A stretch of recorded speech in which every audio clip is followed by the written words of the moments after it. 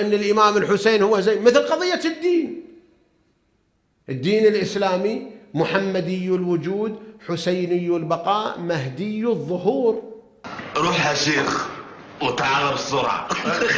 وإياك والشك، ولا تقول مغالي، انتبه يا موالي. السماوات في القرآن تشير إلى رسول الله صلى الله عليه وآله. اتكلمي يا حيط وجف يا غلط. هو السماء في القرآن،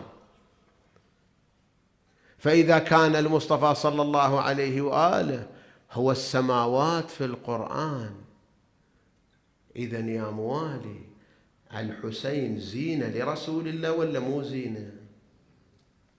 يجي واحد يقول ما يصير، شلون؟ نقول لا، ليش ما يصير؟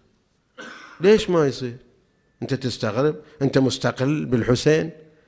وهو اللي قال حسين مني، يعني الرسول يتزين بنفسه، مو جايب شيء جديد.